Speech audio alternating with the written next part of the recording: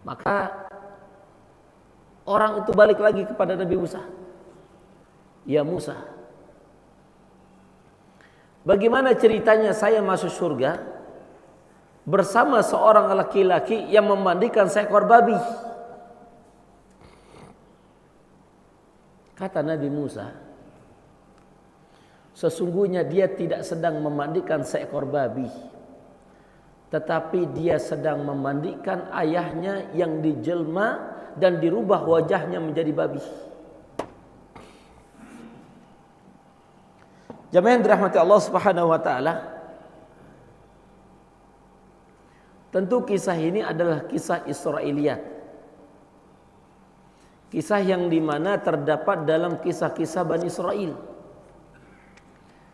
Sehingga ketika kita menunjukkan kejelasan kesahihan tentang kisah ini, perlu kemudian di cross check ulang.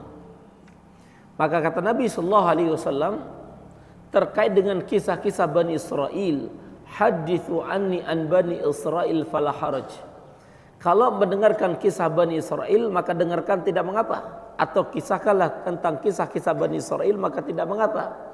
Tetapi para ulama ketika kemudian memberikan penjelasan terkait dengan kisah-kisah Israiliyat, la tusaddiquhu, jangan kita membenarkan secara 100% dan jangan mendustakan secara 100%. Ya begitu saja, ambil ibrahnya. Jamaah yang dirahmati Allah, maka kalau kita lihat Al-Quran, Quran surah Al-A'raf, surah ke-7 ayat 163. Ayat berapa? 163.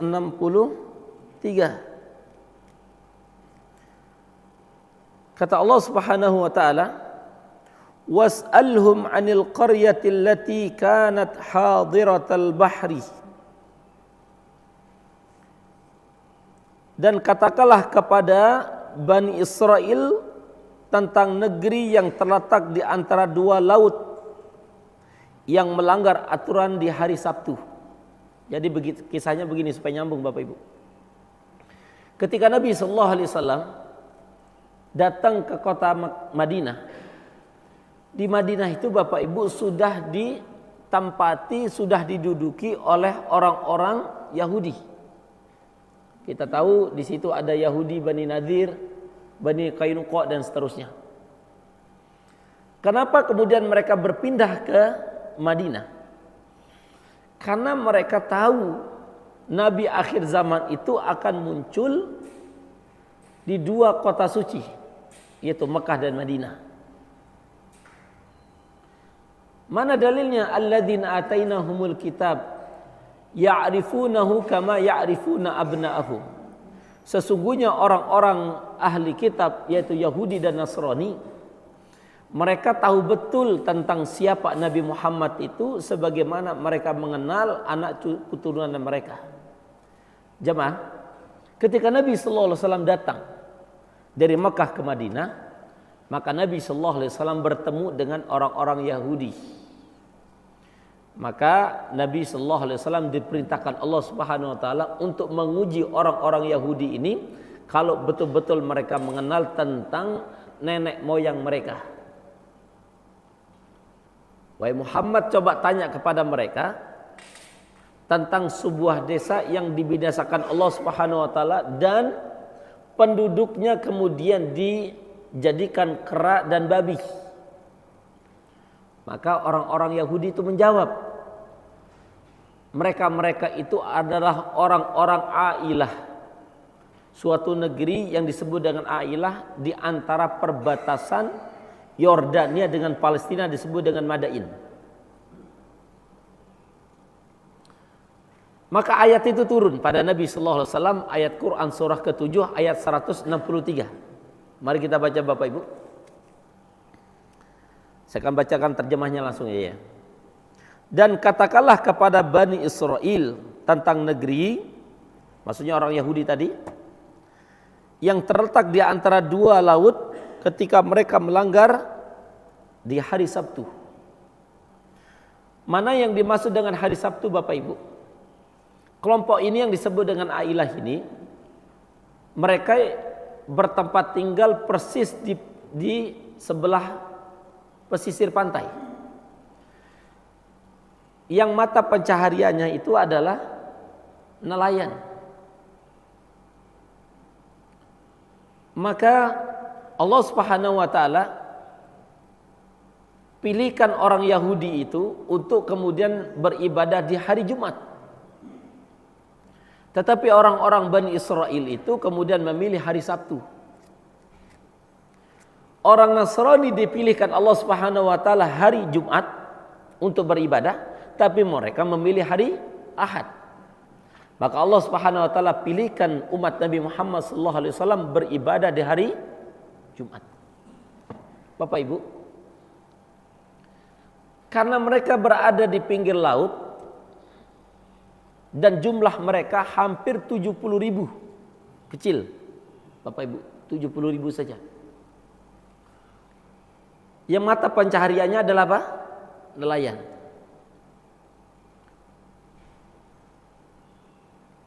Mereka setiap hari kemudian menelayan, tapi nggak dapat ikan. Ikan itu keluar di hari apa? Hari Sabtu.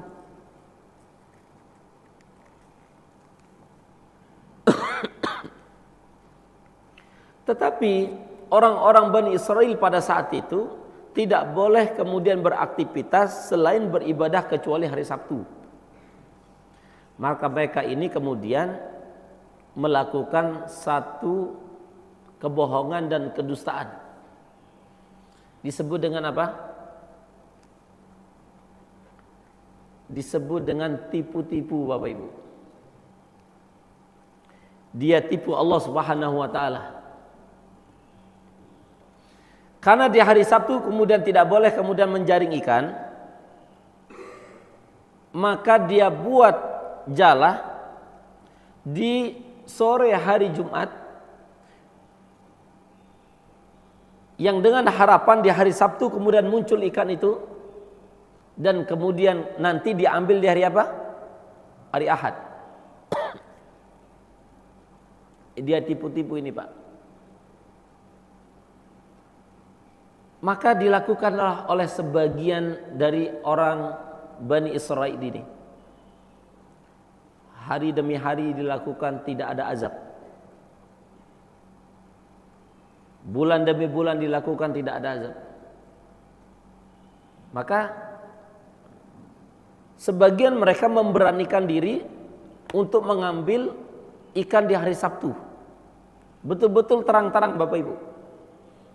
Maka masyarakat Bani Israel pada saat itu yang disebut dengan masyarakat Ailah itu kemudian terbagi menjadi 3 golongan.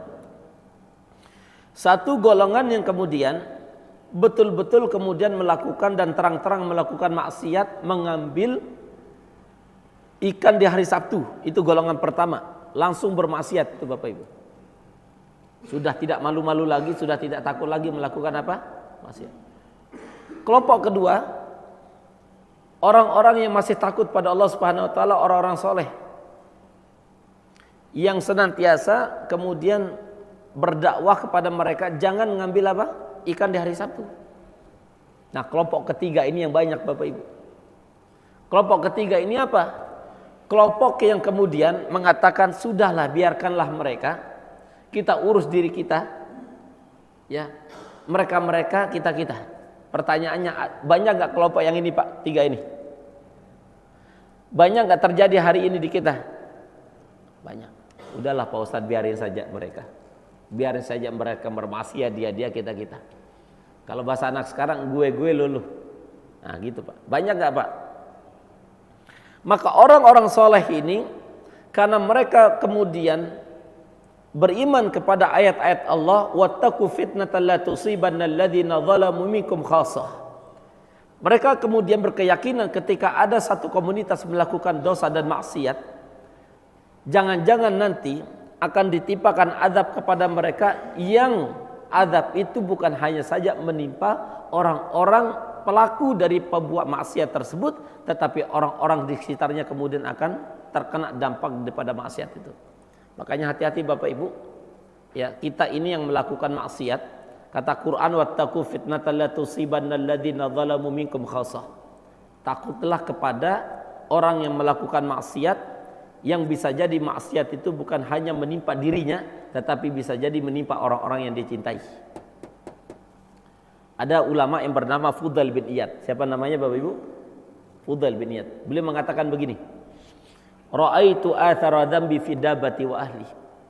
Aku melihat efek dosa, pengaruh dosa yang dilakukan oleh seorang ayah ketika dia pulang ke keluarganya, dia menyaksikan ada gejala yang aneh kepada anak dan keturunannya, termasuk kepada kendaraannya.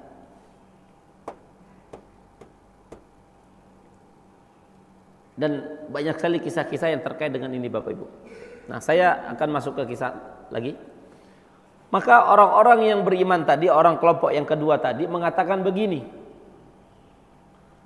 wahai orang-orang yang melakukan maksiat di hari Sabtu, kami sudah menyampaikan dakwah kepada Anda. Maka hari ini kami akan buat tembok, supaya nanti ketika Allah menegur kalian, kami tidak terdampak daripada azab yang ditimpakan pada kalian. Maka dibuatkan tembok Bapak Ibu. Yang tembok itu pembatas antara orang-orang yang tidak taat pada Allah dengan orang-orang yang taat. Setiap hari kemudian mereka pulang nelayan, mereka kemudian berteriak, menyanyi-nyanyi, bergembira Bapak Ibu. Terutama di hari Sabtu, karena di hari Sabtu ikan itu kemudian keluar. Sampailah beberapa masa, tidak ada satu suara pun yang keluar dari balik tembok. Maka sebagian orang soleh itu kemudian bertanya-tanya, kok kenapa orang-orang ini kemudian sudah tidak ada suaranya lagi? Maka Bapak Ibu, sebagian orang soleh itu kemudian mengatakan, coba kemudian kita lihat. Sebagian anak mudanya kemudian menaiki tembok yang mereka buat, kemudian melihat apa aktivitas mereka. Ternyata Bapak Ibu, tidak ada orang satupun, hilang semua. Maka orang-orang soleh itu kemudian mengatakan, coba kita bongkar. Dibongkarlah apa? Tembok itu. Ternyata Bapak Ibu, pemandangan yang tidak pernah mereka lihat sebelumnya, ternyata para pemuda-pemuda dari orang-orang yang bermaksiat tadi dirubah wajahnya seperti kera yang menempel di antara dinding-dinding tembok tadi, dan orang tua-tua mereka itu kemudian dikutuk menjadi babi. Itulah yang dikatakan dalam Quran surah kelima ayat 160. Waja'ala minhumul qiradata wal khanazir wa abadat tagut. Dan Allah jadikan mereka itu seperti babi dan kera. Bapak Ibu yang dirahmati Allah Subhanahu wa taala. Ini kisah tentang Yaumus Sabat, tentang kisah Ashabus Sabat yang kemudian mereka melanggar perintah Allah Subhanahu wa taala. Di zaman Nabi sallallahu alaihi wasallam, ketika Nabi sallallahu alaihi wasallam bercerita tentang kisah ini kepada para sahabat, kemudian ada sahabat yang bertanya pada Nabi, "Ya Rasulullah, apakah kera-kera dan babi hari ini yang kita lihat, apakah mereka itu keturunan dari bangsa Ashabus Sabat? Yang dulu mereka jumlahnya 70.000 orang itu dirubah wajahnya seperti kera dan babi." Maka kata Nabi sallallahu alaihi wasallam, bukan. Karena setelah mereka kemudian dikutuk menjadi kera dan babi, mereka di bumi hanguskan oleh Allah Subhanahu wa taala. Maka sahabat itu bertanya lagi pada Nabi sallallahu alaihi wasallam, "Ya Rasulullah, mungkinkah umat ini kemudian ketika melakukan pelanggaran pada Allah Subhanahu wa taala, mungkinkah kemudian kutukan Bani Israel itu akan terjadi kepada umat ini?" Bapak Ibu, kira-kira mungkin enggak terjadi Bapak Ibu? Ketika ada orang melanggar, mungkinkah terjadi? Mungkinkah terjadi? Bapak Ibu, ada seorang imam namanya Imam Ibnu Hazm. Imam dari Andalus. Andalus itu dari Spanyol. Yang punya kitab Al-Muhalla Ibn Athar. Beliau ini berkisah di zaman beliau, ya, di abad ke-9. Beliau ini di abad ke-9, Bapak Ibu. Ada seorang di zaman itu dibacakan hadis Nabi sallallahu alaihi wasallam tentang tidak boleh kemudian mendahului gerakan imam. Takutlah, kata Nabi sallallahu alaihi wasallam, ketika kalian mendahului gerakan imam, Allah akan jadikan kepala mereka seperti kepala keledai. Maka orang itu tidak percaya, kata Imam Ibnu Hazm. Kemudian ketika sholat, orang ini kemudian apa? Mendahului gerakan imam karena tidak percaya tentang hadis Nabi. Maka di saat yang bersamaan orang itu dirubah wajahnya seperti apa? Seperti keledai. Di zaman Nabi sallallahu alaihi wasallam, yang mungkin Bapak Ibu tahu tentang kisah ini, ada seorang pemuda datang pada Nabi tentang, ya Rasulullah, saya ini tidak bisa makan kecuali dengan tangan kiri. Kata Nabi, apa Bapak Ibu? Makan dengan tangan kanan. Kul biyaminik, kamu makan dengan tangan kanan. Mastata'tu, enggak bisa ya Rasulullah. 3 kali Nabi sallallahu alaihi wasallam memperingatkan orang itu, maka Nabi sallallahu alaihi wasallam, mastata'ta abadan. Maka pada saat ini engkau tidak akan pernah lagi bisa mengangkat tangan kananmu sampai seterusnya, kata Nabi. Maka pada saat yang bersamaan orang itu tidak mampu mengangkat tangan kanannya karena sudah diperingatkan oleh Nabi sallallahu alaihi wasallam. Yang ketiga, ada kisah. Ada seorang imam hadis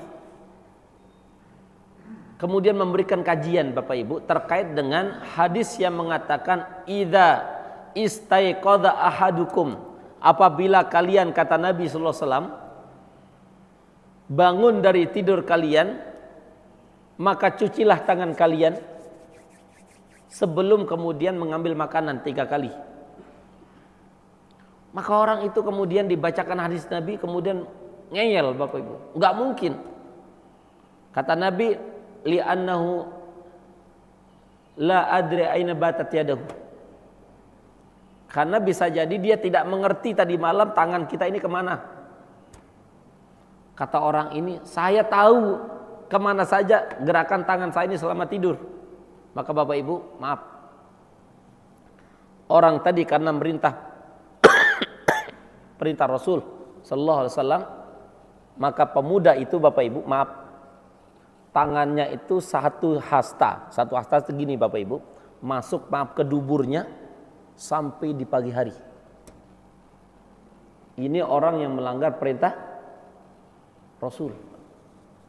Nah, pertanyaannya, mungkin kita tidak terjadi kepada umat ini ketika melanggar perintah Allah, perintah Rasulullah, mungkinkah kemudian itu akan terjadi, Bapak Ibu? Mungkin enggak? Bisa jadi mungkin. Bisa jadi wajahnya kemudian tidak dirubah seperti kera dan babi, tapi perilakunya seperti kera dengan babi.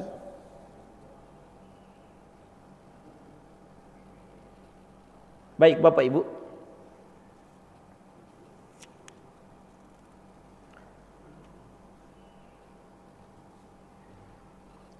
ketika datang kepada mereka ikan-ikan yang ada di sekitar mereka terapung-apung di permukaan air. Jadi ikan itu terapungnya di hari apa? Di hari Sabtu. Ini ajib nih kan. Hari Ahad gak keluar, hari Senin gak keluar, Selasa, Rabu, Kamis, Jumat. Justru ikan itu kelihatan di hari apa? Hari Sabtu.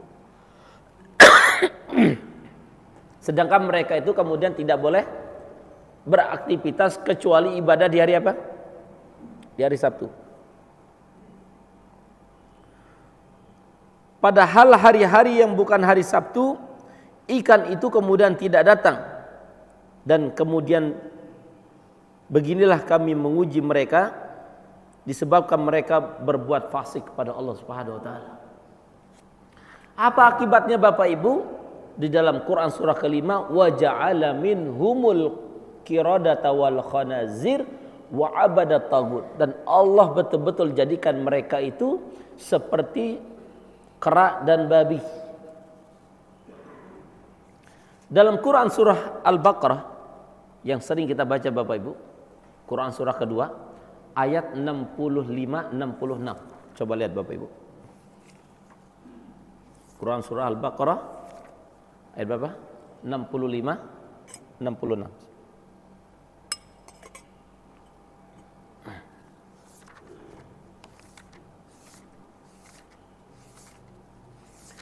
Walaqad alimtumul ladzina i'tadaw minkum fi sabti faqulna lahum kunu qiradatan khasiin.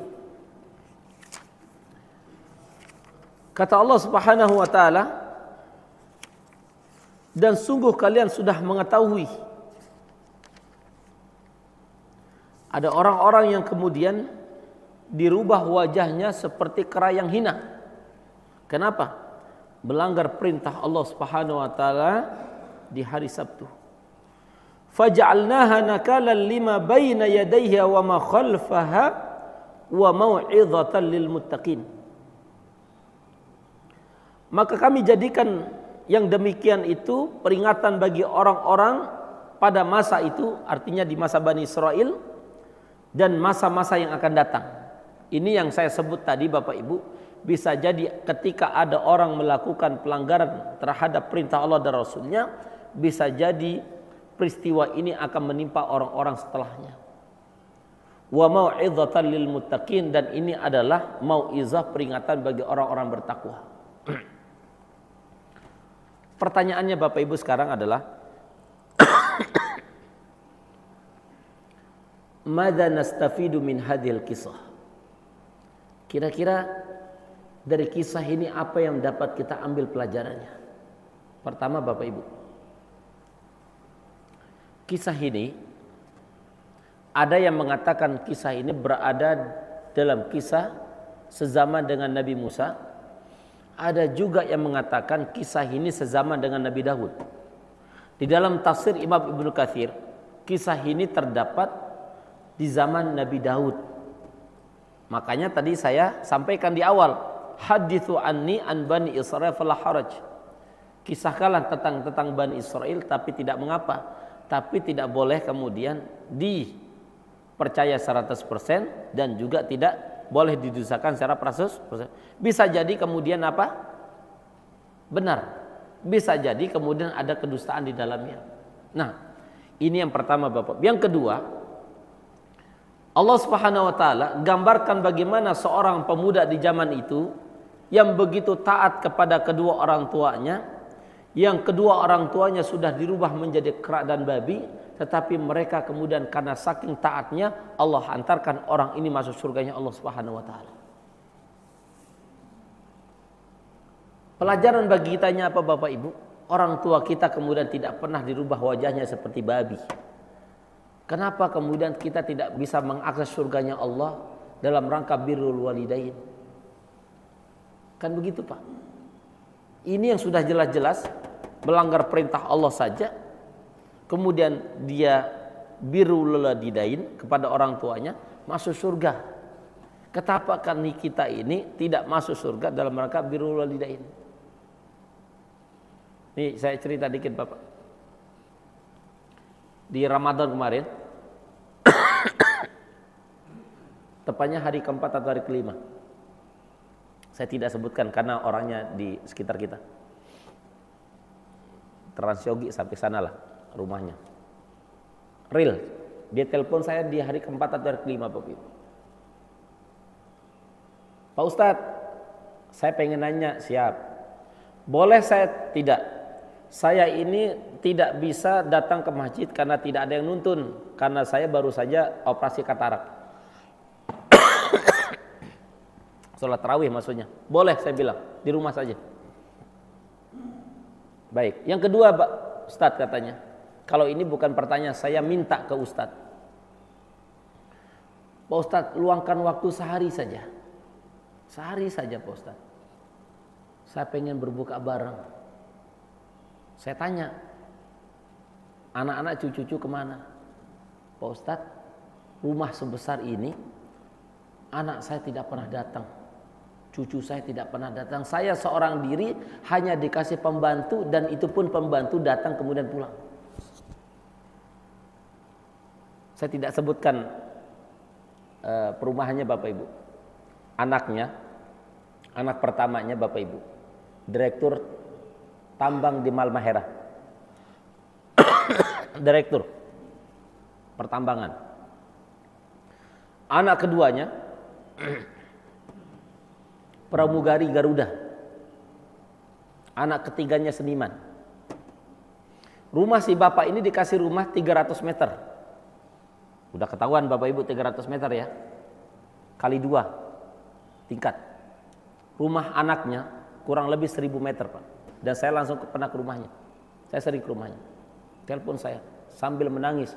Ustadz, saya kepengin ada teman berbuka, bisa nggak Ustadz datang ke rumah saya? Bapak Ibu, coba bayangkan kalau itu adalah siapa?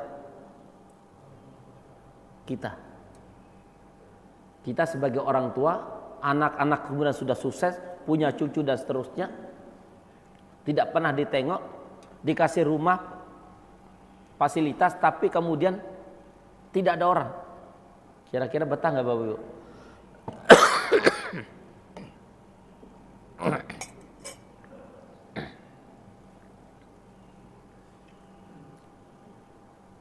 Dan bapak itu Bapak Ibu sering melihat channel yang ada di Al Jihad, karena sering saya share kalau ada pengajian.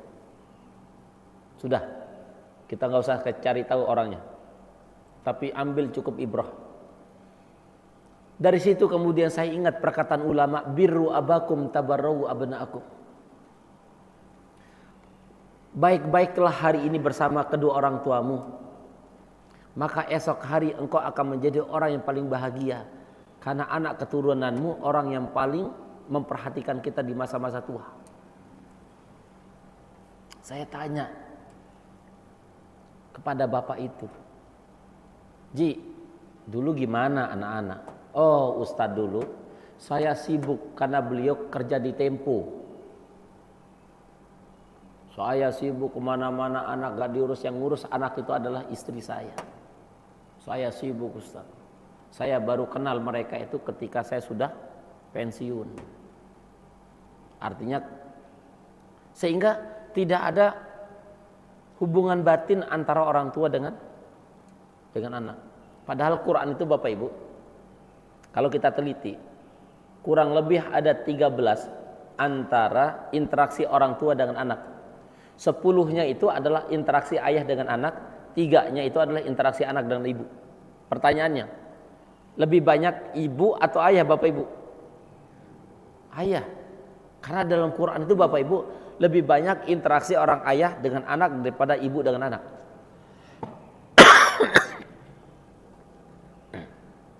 Baik, ini pelajaran kedua. Pelajaran ketiga Bapak Ibu rahmatullah, bahwa ketika ada orang melakukan satu pelanggaran, bisa jadi pelanggaran itu akan kemudian Allah timpakan kepada pelakunya dan orang-orang di sekitarnya. Maka kata Quran surah Al-Anfal, wattaqu fitnatan la tusibanna alladziina zalamu minkum khassah wa'lamu annallaha syadidul iqab. Bisa jadi fitnah, pelanggaran yang dilakukan oleh seorang hamba itu bisa jadi bukan akan menimpa orang pelakunya, tetapi orang-orang di sekitarnya. Maaf, bisa jadi anaknya, bisa jadi istrinya, bisa jadi keluarganya, bisa jadi kendaraannya dan seterusnya. Maaf Bapak Ibu, saya itu punya sekolah. Ada SDIT, ada TK, dan ada SMP. Saya juga punya mahat. Dan saya sering diundang ke beberapa sekolah. Ada sekolah yang saya datangi Bapak Ibu, itu curhat gurunya, pemiliknya, Ustadz, kami itu sering panggil anak-anak yang bermasalah susah hafal Quran. Kami itu kemudian tidak langsung panggil anaknya, yang kami panggil ada orang tuanya. Kenapa? Kami berkeyakinan bisa jadi anak itu susah untuk hafal Quran, susah menangkap pelajaran karena perilaku orang tua yang kemudian tidak selaras dengan apa yang dilakukan oleh anak di sekolah. Dia kasih sampel Bapak Ibu. Kami melihat, kata guru ini, ada anak yang orang tuanya soleh, itu agak beda dengan orang tua yang anaknya kemudian, mohon maaf, yang kurang soleh. Dan ini juga yang kemudian dikatakan oleh seorang ulama mufassir, Al-Imam Al-Qurtubi, ketika menafsirkan sebuah ayat dalam Quran surah ke-18 ayat 82, Bapak Ibu. Surah ke-18 itu apa? Surah Al-Kahfi ya. Ayat 82. Ayat 82 itu kan tentang kisah Nabi Musa dan Nabi Khidir ketika melewati sebuah desa yang mereka minta dijamu, tetapi orang-orang penduduk desa itu kemudian mengusir Nabi Musa dan Nabi Khidir. Ketika Nabi Khidir dan Nabi Musa keluar dari kampung itu, kemudian balik lagi, Nabi Musa mengatakan, wahai Khidir, kenapa lagi kita balik? Tadi kita diusir. Kata Nabi Khidir, jangan bertanya, sudah, datang aja. Datang ke negeri itu, ke desa itu, kemudian merapikan sebuah rumah yang sudah reot. Ternyata rumah itu adalah rumahnya orang soleh, yang di bawahnya itu ada harta yang ditinggalkan oleh kedua orang tua yang soleh itu untuk anak keturunannya, Bapak Ibu. Dari sini kata Imam Qurtubi mengatakan, salihul aba salihul abna walau kana bauda. Catat Bapak Ibu, kesolehan orang tua laki-laki khususnya akan memberikan pengaruh yang sangat besar akan kesolehan anak di masa akan depan. Ini kemudian yang dilakukan oleh Nabiullah alaihissalam, yaitu Nabi Ibrahim. Ketika selesai kemudian merenovasi Ka'bah, setelah Ka'bah itu beberapa sisinya kemudian runtuh di zaman Nabi Nuh alaihissalam atas banjir yang terjadi. Maka setelah merenovasi dengan Nabi Ismail, sesudah jadi, maka Nabi Ibrahim itu berdoa. Di antara untayan doanya apa Bapak Ibu? Rabbana wab'ats fihim rasulam minhum yatlu alaihim ayatika wa yu'allimuhumul kitaba wal hikmah innaka antal azizul hakim. Ayat 129 Quran surah Al-Baqarah. Bapak Ibu, doa ini adalah doa yang dipanjatkan oleh Nabi Ibrahim. Ya Allah, utuslah seorang dari mereka, seorang Rasul yang membacakan ayat-ayat-Mu dan mengajarkan Alkitab itu Al-Quran dan hikmah dan sunnah Nabi, dan mensucikan mereka, sesungguhnya Engkau adalah Azizul Hakim.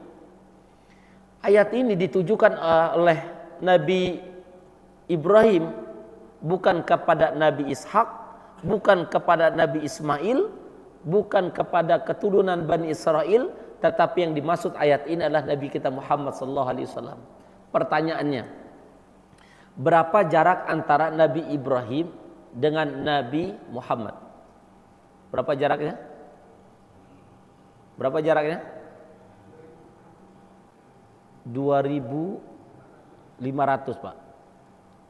Ada mengatakan antara jarak Nabi Ibrahim dengan Nabi Isa itu sekitar 2.000 tahun. Antara jarak Nabi Isa kepada Nabi Muhammad itu kan sekitar 600 tahunan. Ya, sekitar 2.500, 2.600-an. Dari sinilah kemudian Imam Qurtubi membuktikan bahwa kesolehan orang tua itu akan memberikan pengaruh kepada kesolehan anak walaupun jaraknya begitu jauh. Ini ayatnya ini Bapak Ibu. Kesolehan Nabi Ibrahim itu turun kepada anak keturunannya yang dituju adalah Nabi Muhammad SAW. Nah, mari Bapak Ibu kita lihat. Terkadang kalau kita perhatikan berapa banyak sekolah hari ini, pesantren banyak hari ini, ribuan anak yang masuk ke pesantren, tapi ujung-ujungnya yang keluar jadi ustadz, jadi kiai, jadi ulama itu ya berapa banyak Pak? Tidak sebanding dengan berapa yang masuk. Ternyata Bapak Ibu, tetesan orang tua itu tidak bisa dibohongi. Tetesan orang tua tidak bisa dibohongi. Dari sinilah ulama menyatakan salihul aba, salihul abna. Semakin soleh orang tua itu, maka akan semakin soleh anak di masa-masa akan datang. Maka orang tua kita dulu apa? Kalau cari pasangan, perhatikan apa?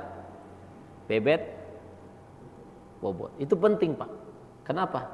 Karena itu akan menentukan anak-anak di masa akan datang. Terakhir Bapak Ibu,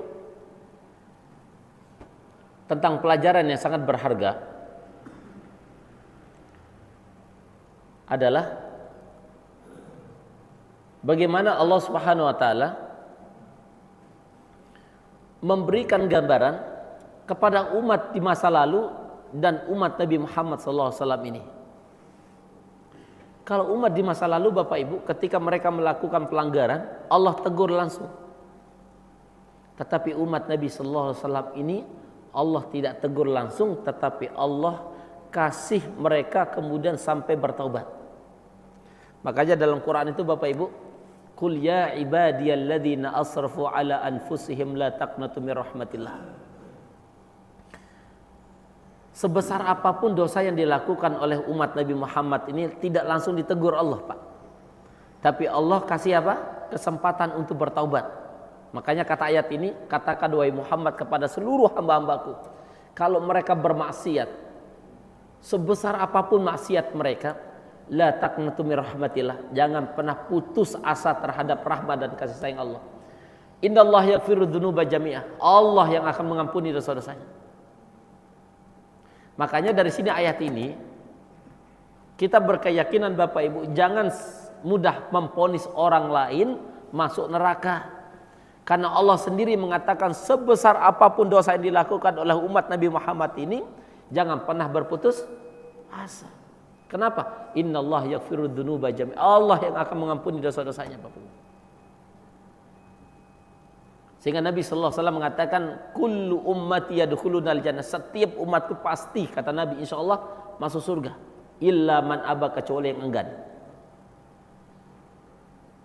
Kecuali yang enggan. Sahabat bertanya, man ya aba ya Rasulullah? Man ata'ani dakhalal jannah wa man asani faqad aba. Yang taat pasti masuk surga kata Nabi, yang tidak taat yang limpir dulu. Ngelimpir dulu Bapak Ibu. Dan kita tidak ada yang tahu Bapak Ibu, kita ini kapan kemudian kita akan bertemu dengan Allah Subhanahu wa taala. Ya. Kemarin jamaah saya pekan lalu Pak berangkat di tanggal 18 Ramadan umroh. Kemudian tertahan gara-gara perang. Singkat cerita sakit.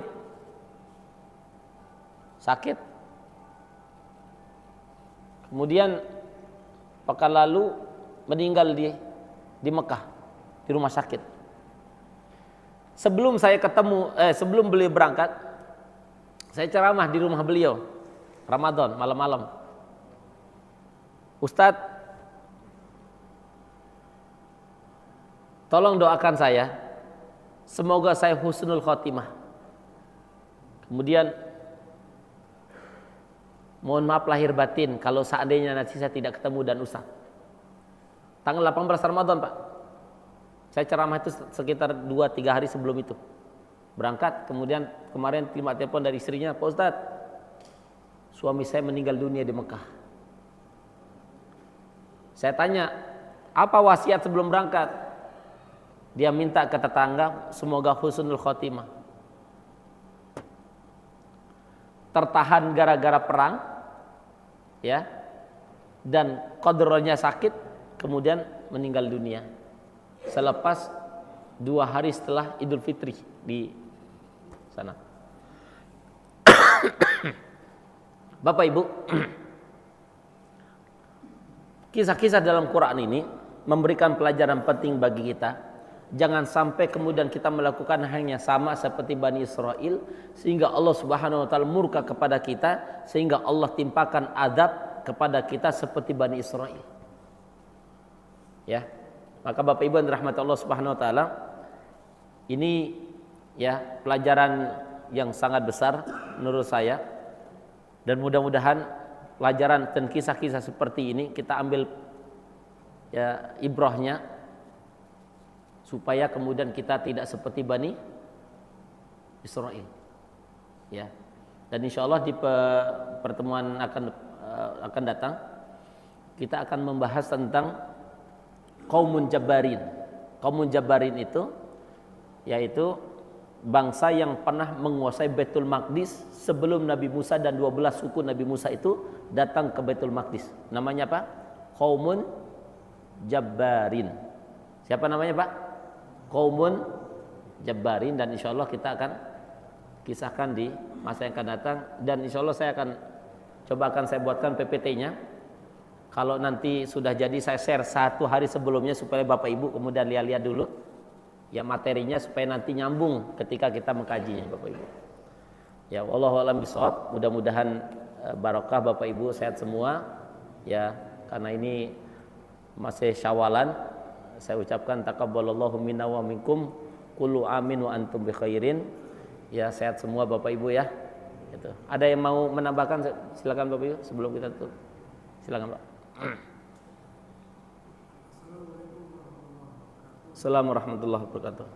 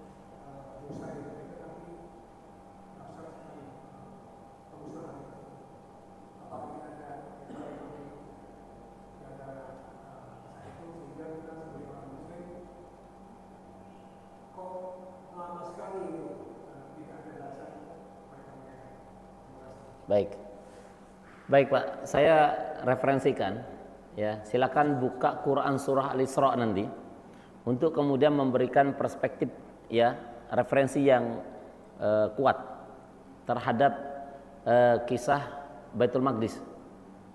Ya Pak ya. Surah Al-Isra. Ini supaya nanti basic referensi jelas.